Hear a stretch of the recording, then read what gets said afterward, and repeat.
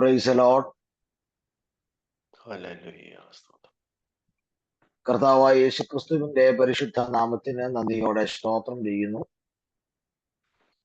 രാവിലെ സമയം മധ്യസ്ഥ പ്രാർത്ഥനയ്ക്കായി കൂടി വന്നിരിക്കുന്ന എല്ലാ കർത്തൃദാസന്മാർക്കും ദൈവമക്കൾക്കും യേശുക്രിസ്തുവിന്റെ നാമത്തിലുള്ള ക്രിസ്തീയ പ്രഭാത വന്ദനങ്ങളെ അറിയിക്കുന്നു. നിങ്ങളായിരിക്കുന്ന ഇടങ്ങളിൽ കർത്താവിന്റെ ഭദ്രമുള്ള ചിറകടിയിൽ കർത്താവ് നിങ്ങളെ ഏവരെയും മറയ്ക്കട്ടെ, സഹായിക്കട്ടെ എന്ന് പ്രത്യേകാൽ പ്രാർത്ഥിക്കുകയും ആഗ്രഹിക്കുകയും ചെയ്യുന്നു. വളരെ വേഗം ഇന്ന് രാവിലെ സമയം ചില ആത്മീക ചിന്തകൾ നിങ്ങളുമായി പങ്കുവെക്കാൻ കർത്താവ് ശരണപ്പെടുകയാണ്. പ്രാർത്ഥനയോടെ തിരുവചനത്തിലേക്ക് ശ്രദ്ധയെ തിരിക്കാം.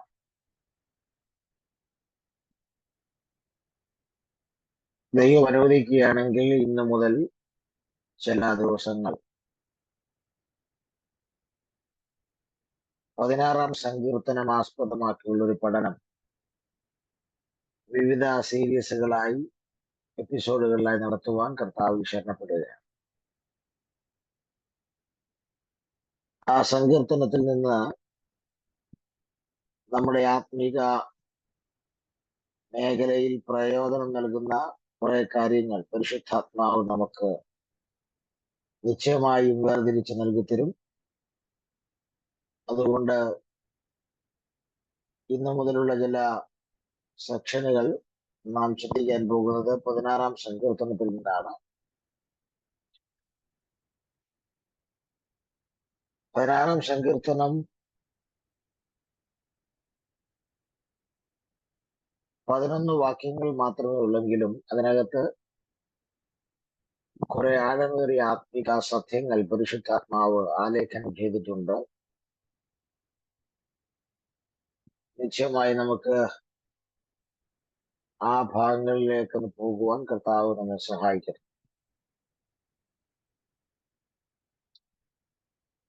ഈ സങ്കീർത്തനത്തിന്റെ തലക്കെട്ട് ദാവീദിന്റെ ഒരു സ്വർണഗീതം എന്നാണ്. നമ്മൾ ഇന്ന് തലക്കെട്ടിൽ മാത്രമേ നിൽക്കാൻ സാധ്യതയുള്ളൂ. ഈ സങ്കീർത്തനത്തിന്റെ തലക്കെട്ട് ദാവീദിന്റെ ഒരു സ്വർണഗീതം എന്ന്.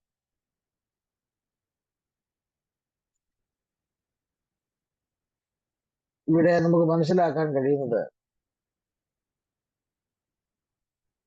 പ്രത്യേകിച്ച് സങ്കീർത്തനങ്ങളിൽ 150 സങ്കീർത്തനങ്ങളിൽ പകുതി സങ്കീർത്തനങ്ങളും ദാവീദാണ് എഴുതിയത്. 75ഓളം സങ്കീർത്തനം. അതിൽ 56-ാം സങ്കീർത്തനം മുതലുള്ള ചില സങ്കീർത്തനങ്ങളൊക്കെ ഈ സ്വർണഗീതങ്ങളുടെ കാറ്റഗറിയിൽ പെടുന്നതാണ്. നമ്മള് ദൈവം അനുവദിക്കുകയാണെങ്കിൽ നമ്മൾ ആ സങ്കീർത്തനങ്ങളൊക്കെ നമ്മളൊന്ന് ശ്രദ്ധിച്ചു പോകും, സംശയമൊന്നുമില്ല.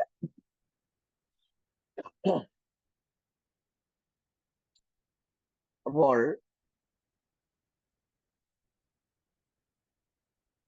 56 മുതലുള്ള സങ്കീർത്തനങ്ങളിൽ ഭൂരിഭാഗവും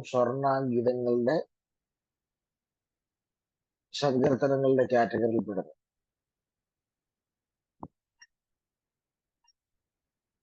അപ്പോൾ ഈ 16-ാം സങ്കീർത്തനത്തിന്റെ തലക്കെട്ടിലാണ് നമ്മളിവിടെ സ്വർണഗീതം എന്ന് പ്രാരംഭമായി കാണും.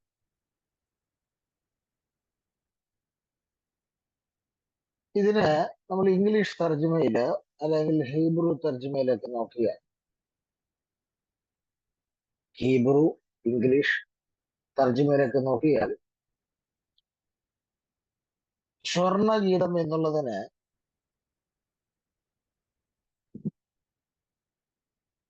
മിക്താം ഓഫ് ഡേവിഡ് എന്നാണ് പറയുന്നത്.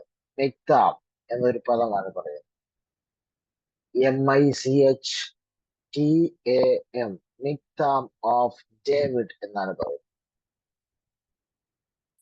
സാധാരണ ജുവൽസ് എന്നൊക്കെയാണ് വരേണ്ടത് സ്വർണം എന്ന് പറയുമ്പോൾ. ഇതൊരു ഹീബ്രു ഇംഗ്ലീഷ് പരിഭാഷയിൽ വന്നിരിക്കുന്നത് മിക്താം ഓഫ് ഡേവിഡ് എന്നാണ് ഈ സ്വർണഗീതം എന്നതിന് വന്നിരിക്കുന്നത്.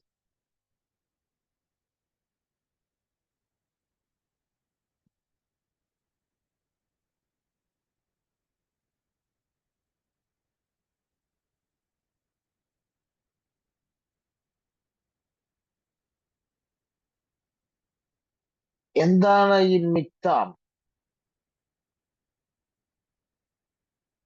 എബ്രായ വേദപണ്ഡിതന്മാരുടെ ഇടയിൽ ഈ മിക്താം എന്താണെന്നുള്ളതിന് അവർക്കൊരു ഏക അഭിപ്രായങ്ങളില്ല, പല അഭിപ്രായങ്ങളാണ് ഉള്ളത്. അതുകൊണ്ട് തന്നെ നമ്മൾ ആ അഭിപ്രായം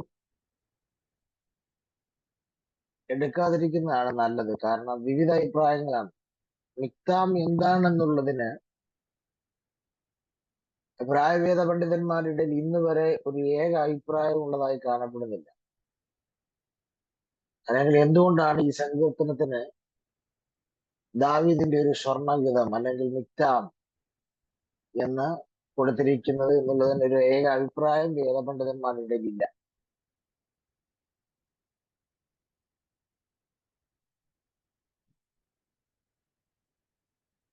ഈ സങ്കീർത്തനത്തിന്റെ ഒരു പ്രത്യേകത, ഈ സങ്കീർത്തനത്തിൽ ദാവീദിനെ കുറിച്ച് കാണുന്നുണ്ട്. ഈ സങ്കീർത്തനത്തിൽ ദാവീദ് ആശ്രയിക്കുന്ന ഒരു ദൈവത്തെ കുറിച്ച് കാണുന്നുണ്ട്. ഈ സങ്കീർത്തനത്തിനകത്ത് യേശുക്രിസ്തു ഉണ്ട്. ഈ സങ്കീർത്തനത്തിനകത്ത് യേശുക്രിസ്തുവിന്റെ രക്തത്താൽ വീണ്ടെടുക്കപ്പെട്ട ദൈവസഭയും എന്ന് പറഞ്ഞാൽ ദൈവമക്കളുമുണ്ട്. അപ്പോൾ ഈ സങ്കീർത്തനത്തിൽ ദാവീദുണ്ട്, ദാവീദ് ആശ്രയിക്കുന്ന ഒരു ദൈവമുണ്ട്, യേശുക്രിസ്തു ഉണ്ട്, യേശുക്രിസ്തുവിന്റെ രക്തത്താൽ വീണ്ടെടുക്കപ്പെട്ട ദൈവമക്കളുമുണ്ട്. പിന്നെ എങ്ങനെയാണ് ഈ സങ്കീർത്തനം സ്വർണ്ണഗീതം അല്ലാതായി തീരുന്നത്? എന്നാലും ഉണ്ടെങ്കിൽ അത് സ്വർണ്ണഗീതമായതിനാൽ, അത് നിക്തമായതിൽ യാതൊരു വിധമായ അത്ഭുതങ്ങളും ഉണ്ടാകാനില്ല എന്നുള്ളതാണ് മനസ്സിലാക്കേണ്ടത്.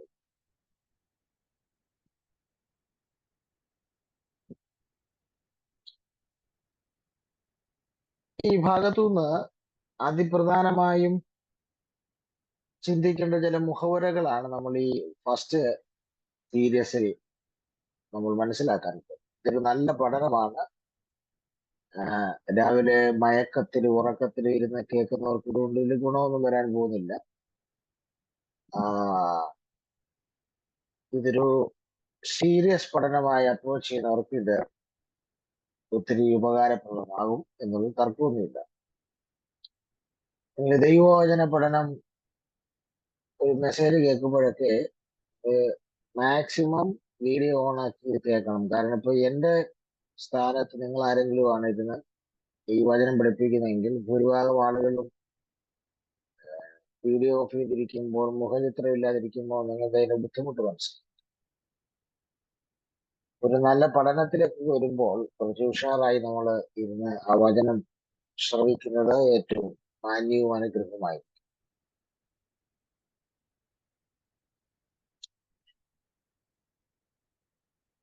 ഞാൻ ഈ സങ്കീർത്തനം എന്തുകൊണ്ടാണ്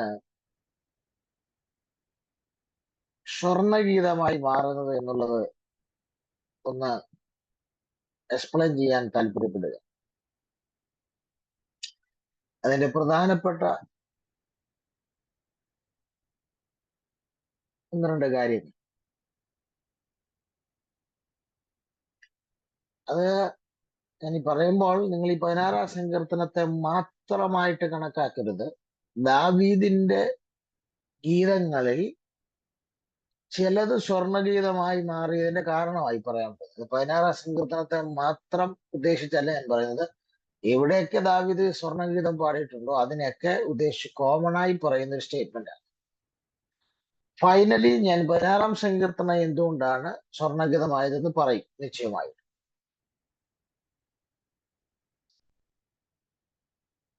ഒന്നാമത്തെ കാരണത്തിലേക്ക് വരികയാണ്. എന്തുകൊണ്ടാണ് ദാവീദിന്റെ സങ്കീർത്തനങ്ങളിൽ ചിലത്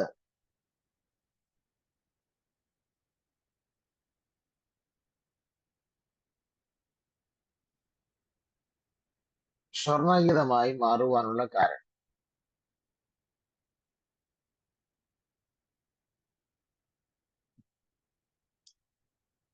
മിക്താം എന്ന വാക്കിന്റെ അർത്ഥം, മിക്താം എന്ന വാക്കിന്റെ ഒന്നാമത്തെ അർത്ഥം ടു കവർ എന്നാണ്. ടു കവർ, മറയ്ക്കുക എന്നാണ്.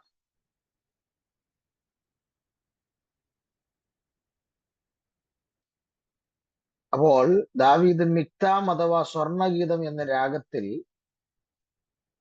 ഒരു സംഗീതം, ഒരു സങ്കീർത്തനം ചിട്ടപ്പെടുത്താനുള്ള ചില കാരണങ്ങളിൽ നമ്മൾ സെലക്ട് ചെയ്ത ഒന്നാമത്തെ കാരണം, ഈ സങ്കീർത്തനം മുഴുവൻ ദൈവം തന്റെ കൈ കൊണ്ട് മറച്ചു വച്ചിരിക്കുകയാണ് തന്നെ.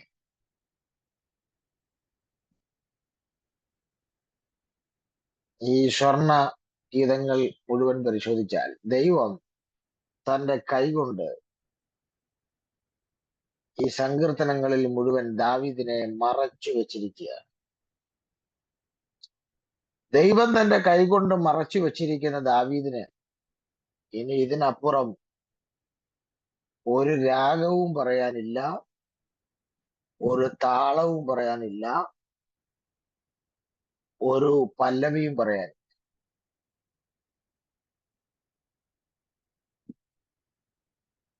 അപ്പോൾ ദാവീദിന്റെ സംസാരം, ദാവീദിന്റെ വാക്കുകൾ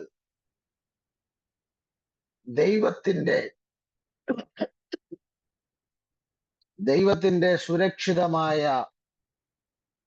വലയത്തിനകത്ത് മറഞ്ഞിരുന്നു കൊണ്ടാണ്.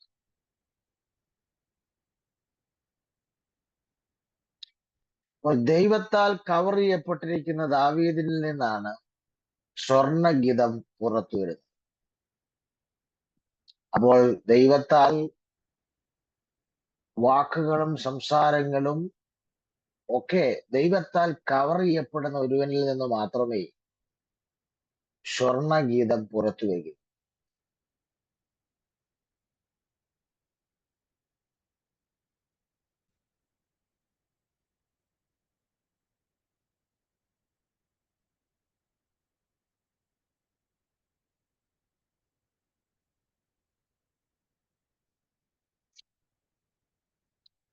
ഇത് ഈ സങ്കീർത്തനത്തിന്റെ തലക്കെട്ടിൽ നിന്ന് പറഞ്ഞൊരു റീസൺ ആണ് ഞാൻ പറഞ്ഞത്. മിക്താം എന്നതിന്റെ അർത്ഥം ടു കവർ, മറയ്ക്കുക. അത് കുറച്ചുകൂടെ വ്യക്തമാക്കാൻ, അപ്പോൾ സ്വർണഗീതം പുറത്തു വരാനുള്ള കാര്യം ടു കവർ, ദൈവത്താൽ മറയപ്പെട്ടിരുന്ന ദാവീദിൽ നിന്നാണ് സ്വർണഗീതം പുറത്തു വന്നത്.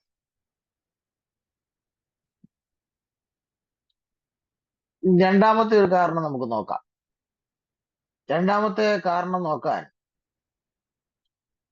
മറ്റൊരു സ്വർണഗീതം നമുക്ക് പരിശോധിക്കണം. അത് 56-ാം സങ്കീർത്തനമാണ്.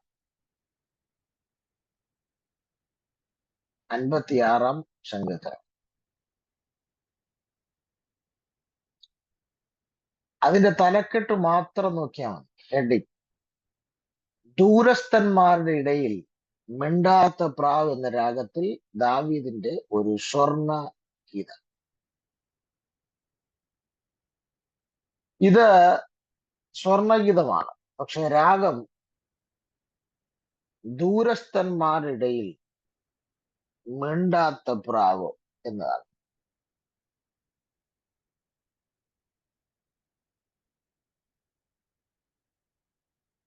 ദൈവമക്കളോട് ഞാൻ ചോദിക്കുകയാണ്, എന്താണ് ഈ ദൂരസ്ഥന്മാരുടെ ഇടയിൽ മിണ്ടാത്ത പ്രാവ്?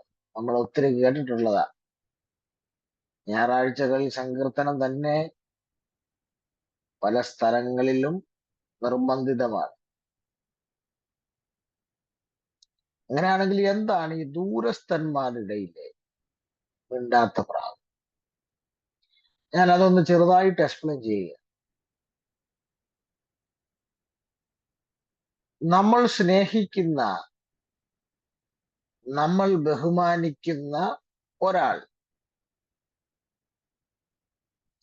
നമ്മുടെ അടുത്ത് നിന്നുകൊണ്ട്, തൊട്ടടുത്ത് നിന്നുകൊണ്ട് നമ്മോട് വളരെ ക്രൂരമായി വളരെ മോശമായി നമ്മോട് സംസാരിച്ചാൽ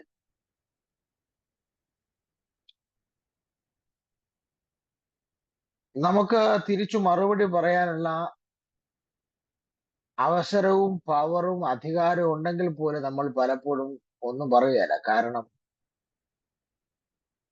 നമ്മൾ ഇദ്ദേഹത്തോടുള്ള ബഹുമാന നിമിത്തവും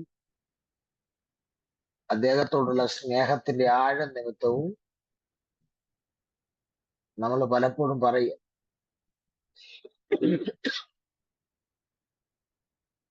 മറുപടി പറയത്തില്ല.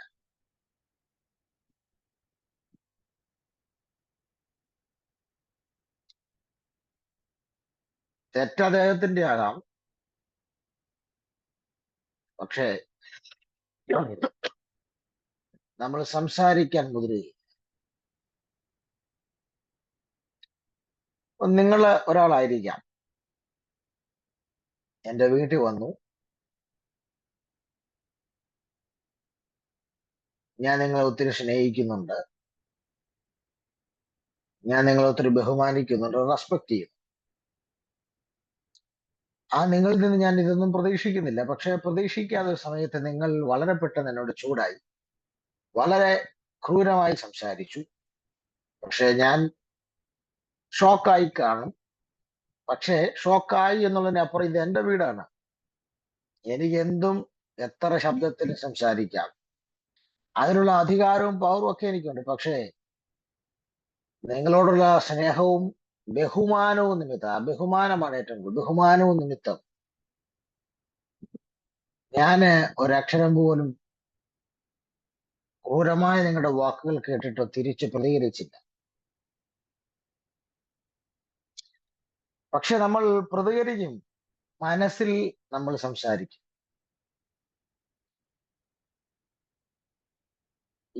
ഇയാൾ എന്താ ഈ സംസാരിക്കുന്നത്, അല്ലെങ്കിൽ ഇയാൾക്ക് എന്തിന്റെ കേടാണ്, എന്റെ വീട്ടിൽ വന്നിട്ട് എന്നെ ഭരിക്കാൻ വരുന്നു, നമ്മൾ മനസ്സിൽ സംസാരിക്കും. മിക്കവാറും ഭാര്യമാരോടൊക്കെ ചോദിച്ചാൽ അറിയാം, ഈ മനസ്സിൽ സംസാരിക്കുന്ന കൂടുതൽ അവർക്കാണ് ഭാഷ. അച്ഛനുമായിട്ട് എന്തെങ്കിലും കാര്യത്തിൽ ഉടക്കിയാൽ ഒന്നും മിണ്ടത്തില്ല, അടുക്കളയിൽ പോയി നിന്ന് മനസ്സിൽ സംസാരിക്കും. മനസ്സിൽ സംസാരിക്കുന്നത് അറിയാതെ ചിലപ്പോൾ കവിഞ്ഞു വരുമ്പോഴാണ് പുറകുറുപ്പായിട്ടൊക്കെ കേൾക്കും. എന്നാൽ ഇതിന്റെ നേരെ ഓപ്പോസിറ്റ്, നിങ്ങൾ നിങ്ങളുടെ വീട്ടിലിരുന്ന് ഫോണിൽ വിളിച്ചാണ് എന്നോട് ഇത്രയും ക്രൂരമായി സംസാരിക്കുന്നതെങ്കിൽ, ഞാൻ എത്ര ബഹുമാനിക്കുന്ന ആളാണ് നിങ്ങളെങ്കിലും, ഞാൻ എത്ര സ്നേഹിക്കുന്ന ആളാണ് നിങ്ങളെങ്കിലും, നിങ്ങൾ നല്ല ദൂരത്തായതുകൊണ്ട്, നിങ്ങൾക്ക് എന്നെ കാണാൻ കഴിയാത്തത് കൊണ്ട്, നിങ്ങൾ എന്നോട് ക്രൂരമായി സംസാരിച്ചു കഴിഞ്ഞ് ഫോൺ വെച്ച് കഴിയുമ്പോൾ ഞാൻ എന്ത് ചെയ്യുമെന്നറിയാമോ? ഒച്ചത്തിൽ നിങ്ങൾ പറഞ്ഞതിനെതിരെ സംസാരിക്കും. ഇപ്പൊ എന്നെ വിളിച്ച് ഇയാൾക്ക് ഇത് പറയേണ്ട കാര്യം വല്ലതും ഉണ്ടോ? രാവിലെ എന്റെ മൂഡ് കളഞ്ഞു, ഞാനൊരു ശുശ്രൂഷയ്ക്ക് പോകാൻ ഇറങ്ങുകയായിരുന്നു, ഇയാൾ ആരാണ് എന്നെ ഭരിക്കാൻ എന്നൊക്കെ ഞാൻ ഒച്ചത്തിൽ 10 പേര് കേക്ക് എനിക്ക് സംതൃപ്തിയാകുവോളം പറയും. കാര്യം ദൂരത്തല്ലേ, തമ്മിൽ കാണുന്നില്ല. പക്ഷേ ദാവീദിന്റെ പ്രത്യേകത എന്നാണെന്നറിയോ?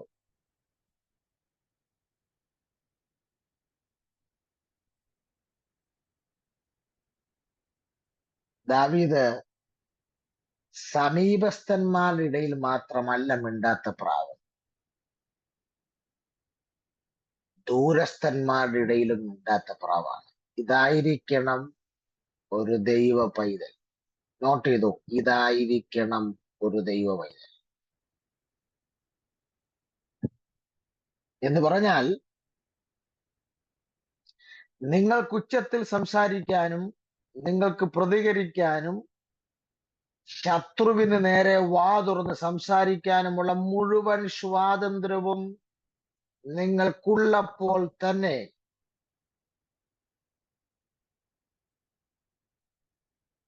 വാ മൂടി ദൂരസ്ഥന്മാരുടെ ഇടയിൽ മിണ്ടാത്ത പ്രാവിനെ പോലിരുന്നാൽ നിങ്ങളിൽ നിന്ന് ആയിരക്കണക്കിന് സ്വർണഗീതങ്ങൾ പുറത്തു വരും എന്നുള്ളതിൽ യാതൊരു തർക്കവും.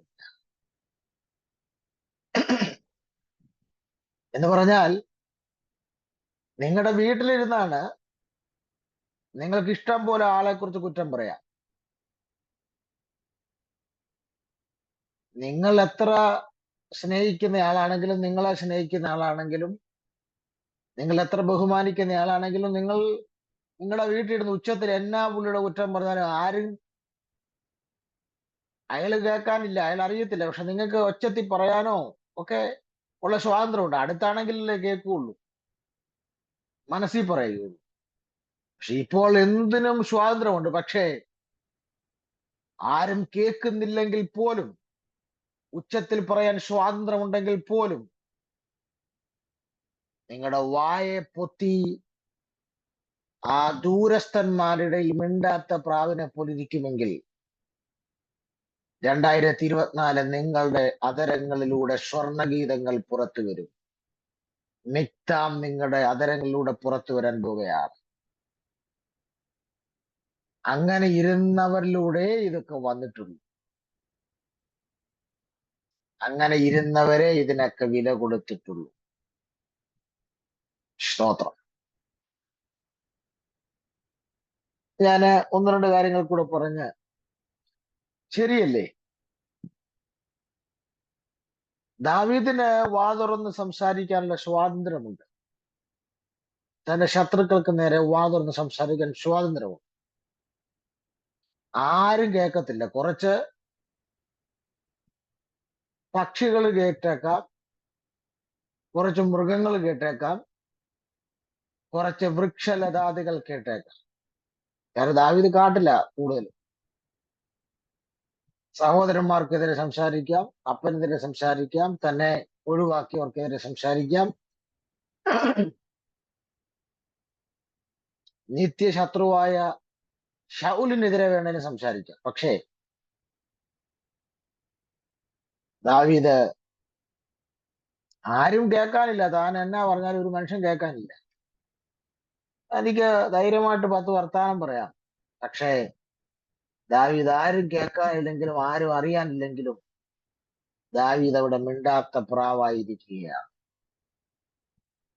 ഇന്ന് രാവിലെ പരിശുദ്ധാത്മാവ് ചോദിക്കുന്നു, നിന്റെ സഭയിലുള്ളവരുടെ നടുവിൽ നീ മിണ്ടാത്ത പ്രാവാണോ? നിന്റെ രക്തബന്ധങ്ങളുടെ നടുവിൽ, നിന്റെ ചുറ്റുപാടുകളുടെ നടുവിൽ നീ മിണ്ടാത്ത പ്രാവാണോ? അതോ അവരൊക്കെ നിന്നെ ഉപദ്രവിച്ചവർ, നിന്നെ അവഗണിച്ചവർ, അപമാനിച്ചവരൊക്കെ ദൂരത്തേക്ക് പോകുമ്പോൾ നീ പ്രതികരിക്കുന്ന പ്രാവായി തീരുമോ? ഇനി സ്വർണഗീതം പുറത്തു വരണമെങ്കിൽ, മിക്താം നിന്നിൽ നിന്ന് പുറത്തു വരണമെങ്കിൽ വാ പൊത്തുക. മിണ്ടാത്ത പ്രാവാകാൻ പരിശുദ്ധാത്മാവ് ചിലരോട് വ്യക്തമായി ഓർമ്മപ്പെടുത്തുക.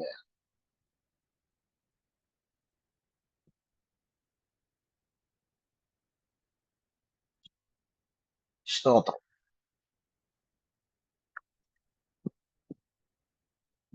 മിക്താം, മിക്താം എന്ന് പറഞ്ഞാൽ അതിന്റെ രണ്ടാമത്തെ അർത്ഥം, ആദ്യത്തെ അർത്ഥം ഞാൻ പറഞ്ഞു, ടു കവർ. രണ്ടാമത്തെ അർത്ഥം മിണ്ടാതെ സംസാരിക്കുക എന്നുള്ളതാണ്.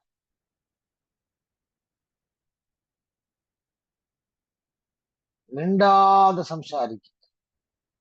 ഇതെങ്ങനെയാ സാധിക്കുന്നത്? ഈ മിണ്ടാതെ സംസാരിക്കുക എന്നുള്ളത് ഇതെങ്ങനെ സാധിക്കും?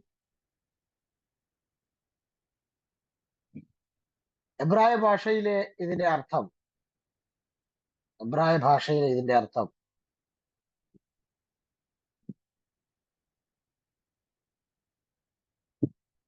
അതരം കൊണ്ട് സംസാരിക്കുക, കൈകൊണ്ട് വാ മൂടുക എന്നതാണ്. അതരം കൊണ്ട് സംസാരിക്കുക, കൈ മൂടുക എന്നതാണ്.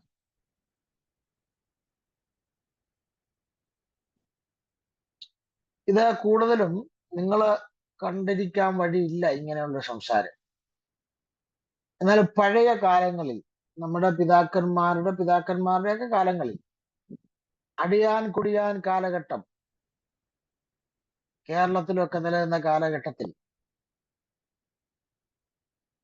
മേലാളന്മാരോട് സംസാരിക്കാൻ, കൂടിയ ജാതിയിൽപ്പെട്ട ആളുകളോട് സംസാരിക്കാൻ അടിയാന്മാർ നിൽക്കുമ്പോൾ അവർ സംസാരിക്കുന്നത് എങ്ങനെയായിരുന്നു? അവർ ഇങ്ങനെ പൊത്തിക്കൊണ്ടേ സംസാരിക്കത്തുള്ളായിരുന്നു. എന്ന് പറഞ്ഞാൽ പൊത്തിക്കൊണ്ട് സംസാരിക്കുന്നതിന്റെ കാര്യം, അതരമനങ്ങുന്നത് ഇവരുടെ ഉടമസ്ഥൻ, യജമാനൻ കാണാൻ പാടില്ല. ശബ്ദം മാത്രമേ കേൾക്കൂ. അധരം അനങ്ങുന്നത് മേലാളന്മാർ കാണില്ല. ശബ്ദം മാത്രമേ കേൾക്കൂ. ഇതാണ് എബ്രായ ഭാഷയിൽ മിക്താം എന്നതിന് മിണ്ടാതെ സംസാരിക്കുക, അഥവാ അതരം കൊണ്ട് സംസാരിക്കുക, കൈകൊണ്ട് മൂടുക എന്നതിന്റെ അർത്ഥം. ദാവീദ് ദൈവസന്നിധിയിൽ തന്റെ മൂടിയിട്ട്, തന്റെ കൈകൊണ്ട് തന്റെ മൂടിയിട്ട് പതുക്കെ പറയുകയാണ്. എന്താണ് പറയുന്നത്? ദൈവസന്നിധിയിൽ തന്റെ മൂടിയിട്ട് പതുക്കെ പറയുകയാണ്. താൻ സംസാരിക്കുന്നത്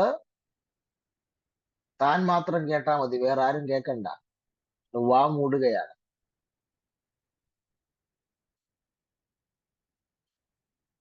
എന്ന് പറഞ്ഞാൽ താൻ സംസാരിക്കുമ്പോൾ മൂടി ദൈവത്തോട് സംസാരിക്കുമ്പോൾ താൻ കേട്ടാ മതി. തന്റെ ശബ്ദം തന്റെ കയ്യിൽ തട്ടി തന്റെ ചെവിയിൽ വരണം, വേറെ ആരും അത് കേൾക്കണ്ട.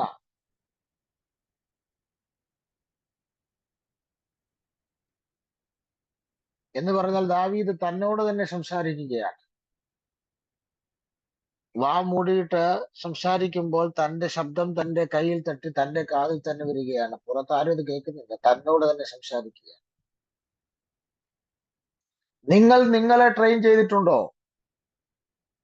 ദാവീദ് നിരവധി പ്രാവശ്യം ദാവീദ് തന്നെ തന്നെ പഠിപ്പിക്കുന്നതായി കാണുന്നു, ട്രെയിൻ ചെയ്യുന്നതായി കാണുന്നു.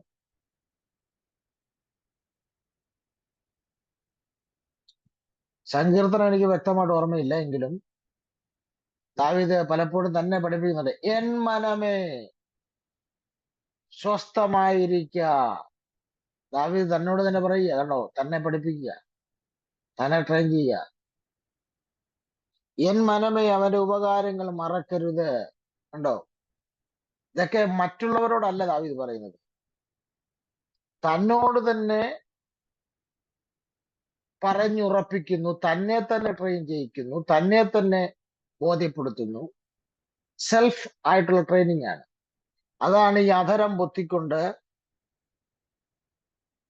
താൻ സംസാരിക്കുന്ന ആരും കാണണ്ട, പക്ഷെ തന്റെ ശബ്ദം തന്റെ കാതിൽ വരണം. താൻ തന്നെ സ്വയം ട്രെയിൻ ചെയ്തുകൊണ്ടിരിക്കുകയാണ്.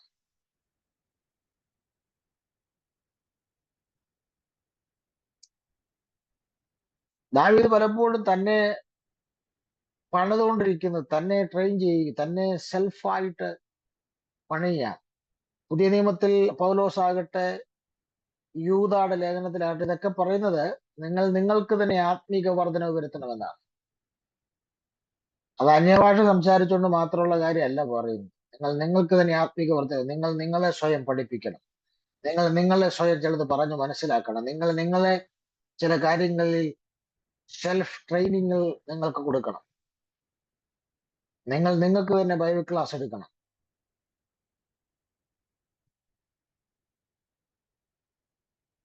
ദാവീദിനെ കുറിച്ച് അപ്പോസ്തല പ്രവൃത്തി 13-ാം അധ്യായം വളരെ വ്യക്തമായി പറയുന്നു. ദാവീദ് തന്റെ തലമുറയിൽ ദൈവത്തിന്റെ ആലോചന പ്രകാരം ശുശ്രൂഷ ചെയ്തു എന്നാണ് പറയുന്നത്. അത് ഭയങ്കര ഒരു റിവാർഡാണ് ആ ഒരു വാക്യം. അപ്പോസ്തല പ്രവൃത്തി 13-ാം അധ്യായത്തിലാണെന്നാണ് എന്റെ ഓർമ്മ. അങ്ങനെ ഒരു വാക്യം കിടപ്പുണ്ട്. ദാവീദ് തന്റെ തലമുറയിൽ ദൈവത്തിന്റെ ആലോചന പ്രകാരം ശുശ്രൂഷ ചെയ്തു വരുന്നു. അപ്പോൾ അപ്പോസ്തലപ്രവൃത്തി 13:36 ദാവീദ് തന്റെ തലമുറയിൽ ദൈവത്തിന്റെ ആലോചനയ്ക്ക് ശുശ്രൂഷ ചെയ്ത ശേഷം നിദ്ര പ്രാപിച്ചു. ഇതൊരു വലിയ റിവാർഡാണ്. എന്ന് പറഞ്ഞാൽ നിന്റെ തലമുറയിൽ, ദാവീദിനെ വിട്ടേരെ, നിന്റെ തലമുറയിൽ അല്ലെങ്കിൽ എന്റെ തലമുറയിൽ, നിങ്ങളുടെ തലമുറയിൽ ദൈവത്തിന്റെ ആലോചന പ്രകാരം ശുശ്രൂഷിക്കാൻ ആഗ്രഹിക്കുന്നവർ ആരെങ്കിലും എന്നെ കേൾക്കുന്നെങ്കിൽ നിങ്ങളോട് പരിശുദ്ധാത്മാവ് വളരെ വ്യക്തമായി പറയുന്നു, രണ്ടു കൈയുമെടുത്ത് വാ മൂടുക, എന്നിട്ട് മിണ്ടാത്ത പ്രാവിനെ പോലെ നിങ്ങളായിരിക്കുമെങ്കിൽ മാത്രമേ നിങ്ങൾക്ക് നിങ്ങളുടെ തലമുറയിൽ ദൈവത്തിന്റെ ആലോചന പ്രകാരം ശുശ്രൂഷിക്കാൻ കഴിയും.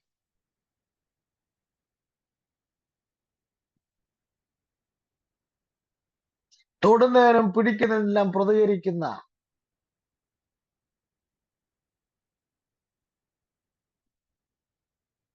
എടുത്തു ചാടുന്ന ഒരാൾക്കും സ്വർണഗീതം പുറപ്പെടുവിക്കാൻ കഴിയില്ല, മിക്തമാകാൻ കഴിയില്ല.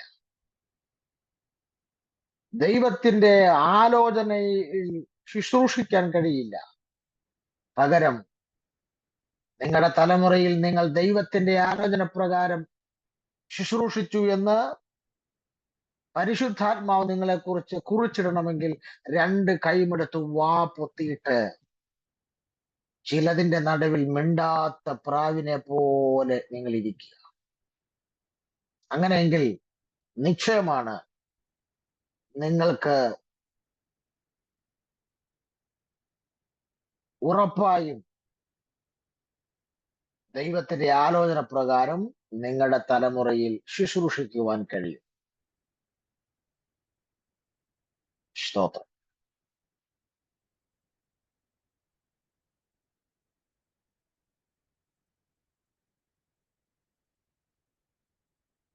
മറ്റു ചില കാര്യങ്ങൾ കൂടെ സ്വർണഗീതമാകാനുള്ള കാരണമുണ്ട്.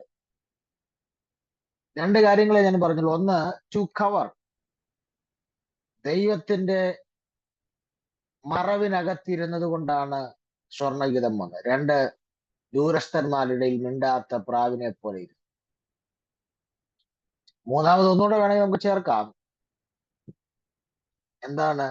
ദാവീദ് മിണ്ടാതെ സംസാരിച്ചു എന്ന് പറഞ്ഞാൽ അധരം മൂടി, തന്റെ അധരം അനങ്ങുന്നത് ആരും കേൾക്കാതെ താൻ കൈകൊണ്ട് വാ മൂടിക്കൊണ്ട് സംസാരിച്ചത് കൊണ്ടാണ് സ്വർണഗീതം ദാവീദിൽ നിന്ന് പുറത്തു. സ്തോത്രം. ഈ 16-ാം സങ്കീർത്തനത്തിൽ ഇത് സ്വർണഗീതമാകാൻ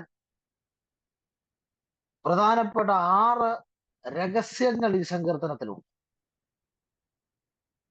ഈ 16-ാം സങ്കീർത്തനത്തെ കുറിച്ച് മാത്രമാണ് ഞാൻ പറയുന്നത്. മറ്റേത് ഞാൻ പറഞ്ഞത് ദാവീദ് സ്വർണഗീതം ദാവീദിൽ നിന്ന് പുറത്തു വന്നു പലതും. അതിന് ഉള്ള കാരണങ്ങളാണ് പറഞ്ഞത്.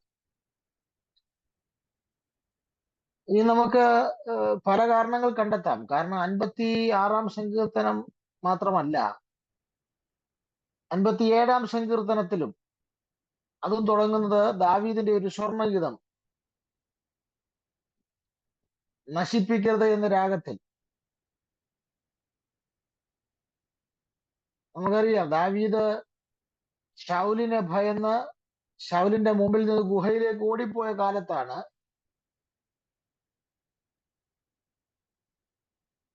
ഈ സ്വർണഗീതം പുറത്തു വന്നത്. ഓടിപ്പോയപ്പോൾ സ്വർണഗീതം പുറത്തു വരികയാണ്. ദാവീദിനെ നമ്മൾ വളരെ സമ്മതിക്കേണ്ട ഒരു വിഷയമാണ്. കാരണം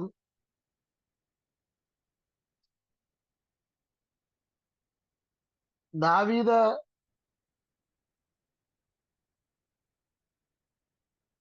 ശൗലിന്റെ മുമ്പിൽ നിന്ന് ഓടിപ്പോയപ്പോഴാണ് സ്വർണഗീതം വരുന്നത്. 57-ാമത്തെ ഈ സങ്കീർത്തനത്തിന്റെ ഹെഡിങ് നമ്മൾ പഠിച്ചാൽ, ദാവീദ് രാജാവായിട്ട് അഭിഷേകം ചെയ്യപ്പെട്ടതിന് ശേഷം 10 വർഷം ഏകദേശം 10 വർഷങ്ങൾ ദാവീദ് കാട്ടിലും ഗുഹയ്ക്കകത്തും ഒക്കെ ആയിട്ട് ഇങ്ങനെ കഴിയേണ്ടി വന്നു. ആ സന്ദർഭത്തിൽ ദാവീദിന്റെ കയ്യിൽ കിട്ടി ശൗലിനെ. കൂടുള്ളവരെല്ലാം പറഞ്ഞു, കൂടുള്ളവർ എന്ന് പറഞ്ഞാൽ കടക്കാര്, സന്തുഷ്ടിയില്ലാത്തൊരു ഞെരുക്കമുള്ളവര്, ഇവരെല്ലാം പറഞ്ഞു, ദൈവം നിന്റെ കൈ കൊണ്ട് തന്നിരിക്കുകയാണ് ശൗലിനെ, വാളെടുത്ത് കൈ കൊടുത്തിട്ട് പറഞ്ഞു ഒറ്റ കുത്തിന് തീർക്കാൻ പറഞ്ഞു. ഇത് ദൈവം തന്ന ചാൻസ് ആണ്, ഗോൾഡൻ ഓപ്പർച്യൂണിറ്റി. ഇങ്ങനെ നമ്മളോട് പറയുന്ന പലരും കാണും കേട്ടോ. ഇത് ദൈവം കൊണ്ടെത്തുന്ന അവസരമാണെന്ന് പറഞ്ഞ് അനാവശ്യ പ്രോത്സാഹനം തരുന്ന പലരും ചുറ്റും കാണും. സ്തോത്രം. പക്ഷേ അവരൊന്നും നിന്നെ നിയന്ത്രിക്കുവാൻ നീ ഇട കൊടുക്കരുത്, പകരം നീ അവരെ നിയന്ത്രിക്കുന്നവരാ. ദാവീദ് എന്താ ചെയ്തെന്നറിയാമോ? തന്റെ കൂടെ ഉണ്ടായിരുന്ന ദാവീദിനെ, ശൗലിനെ കൊല്ലാൻ പ്രോത്സാഹിപ്പിച്ച അവരെ ദാവീദ് ശാസിച്ചമർത്തിയെന്നാ പറയും. അഭിഷിക്തന്റെ മേൽ കൈവെക്കാൻ പാടില്ല എന്ന് പറയും. ഓ, ഇങ്ങനെയുള്ളവരൊക്കെ ഉണ്ടായിരുന്ന ഇന്ന് സഭകൾ നന്നായി പോയി. എന്നിട്ട് ദാവീദ് ശൗലിന്റെ വസ്ത്രത്തിന്റെ അഗ്രഹം മുറിച്ചു. എന്നിട്ട് ദാവീദ് അവിടുന്ന് ഓടിപ്പോയി. ദാവീദ് എന്നിട്ട് ഒരു മലയുടെ മുകളിൽ കയറി ഇരിക്കുക. എന്തിനാ? ശൗൽ ഉണരുന്നിടം വരെ കാത്തിരിക്കുക. ശൗൽ ഉറക്കവാ, അപ്പോഴാ വസ്ത്രത്തിന് അഗ്രഹം മുറിച്ചു. വസ്ത്രത്തിന്റെ അഗ്രഹം എന്തിനായിരിക്കും മുറിച്ചേ? ശൗൽ ഉണരുമ്പം ഇത് കാണിച്ചിട്ട്, നീ ഇത് കണ്ടോ, ഞാൻ നിന്റെ വസ്ത്രത്തിന്റെ അഗ്രഹം മുറിച്ചെടുത്തതാ, കണ്ടോ? എനിക്ക് വേണമെങ്കിൽ നിന്നെ കൊല്ലാമായിരുന്നു, ഞാൻ നിന്നെ കൊന്നില്ലല്ലോ. നാടൻ ഭാഷ പറഞ്ഞാൽ എന്റെ ഔദാര്യമാണ് നിന്റെ ജീവിതം. ദാവീദ് ഇത് പറയാൻ വേണ്ടി മലയുടെ മുകളിൽ വെയിറ്റ് ചെയ്തിരിക്കുക. ശൗൽ ഉറക്കമല്ലേ. ചിലർ പറഞ്ഞ് കേട്ടിട്ടില്ലേ, എനിക്ക് നിനക്കെതിരെ പ്രസംഗിക്കാമായിരുന്നു, ഞാൻ വേണ്ടാന്ന് വെച്ചതുകൊണ്ടാണ് നീ ഇപ്പോഴും കാണുന്നത്. എനിക്ക് നിനക്കെതിരെ എഴുതാമായിരുന്നു പത്രത്തിൽ, ഞാൻ വേണ്ടാന്ന് വെച്ചോണ്ട, ഇല്ല നീ കാണുകയില്ലായിരുന്നു. 10 പേരോട് എനിക്ക് പറയാൻ അറിയാമാനായിട്ടില്ല, ഞാൻ പറഞ്ഞായിരുന്നെങ്കിൽ നീ ഇന്ന് ശിശുവിനെ കാണുകയില്ലായിരുന്നു.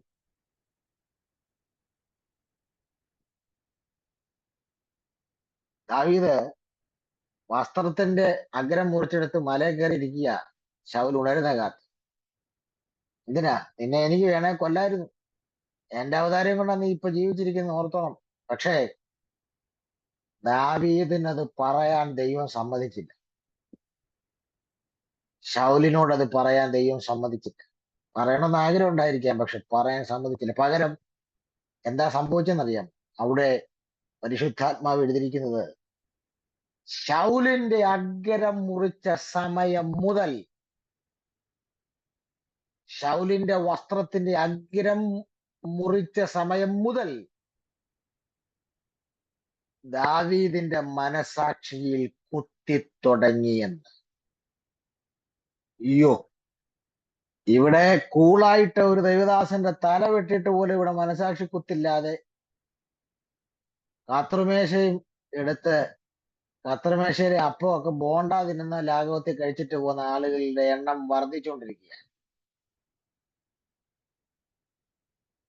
നാക്കുകൊണ്ടും വാക്കുകൊണ്ടും പ്രവൃത്തി കൊണ്ടും തല വെട്ടിക്കൊണ്ട് പോയിട്ടും യാതൊരു മനസാക്ഷി കുറ്റമില്ലാതിരിക്കുമ്പോൾ, ഇവിടെ ശൗലിന്റെ വസ്ത്രത്തിന്റെ അഗ്രം മുറിച്ച സമയം മുതൽ ദാവീദിന്റെ മനസാക്ഷി കുത്തി തുടങ്ങിയത്.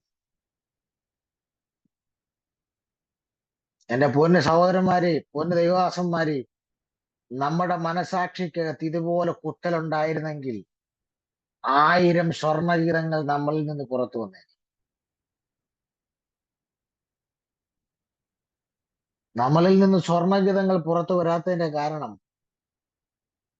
നമ്മുടെ മനസാക്ഷിക്കകത്ത് യാതൊരു കുത്തലും ഇല്ല എന്നുള്ളത് കൊണ്ട്.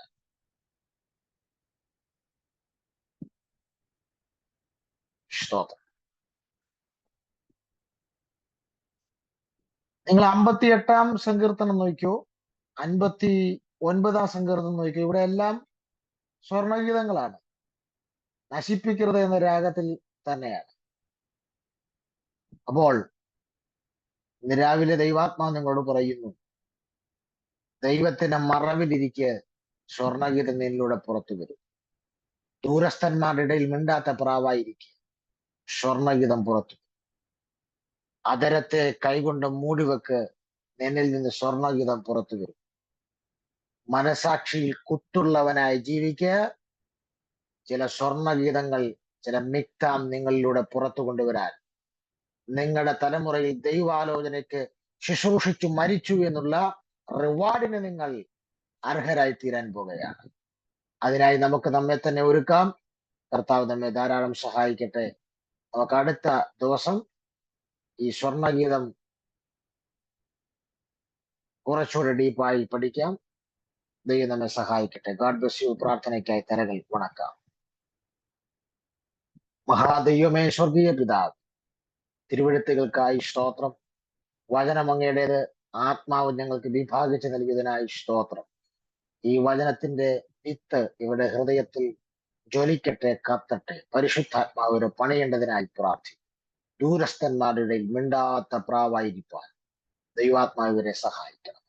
എല്ലാ മഹത്വവും കർത്താവ്. പ്രാർത്ഥന കേട്ടതിന് സ്തോത്രം. ഒരുമിച്ച് ഞങ്ങളെ അനുഗ്രഹിക്കണം. യേശു ക്രിസ്തുവിൻ ധന്യമുള്ള നാമത്തിൽ തന്നെ. ആമേൻ. കർത്താവ് പ്രാർത്ഥനയും യാചനയും കേട്ടതിനായി സ്തോത്രം ചെയ്യാം. സ്തോത്രം, സ്തോത്രം, സ്തോത്രം, സ്തോത്രം.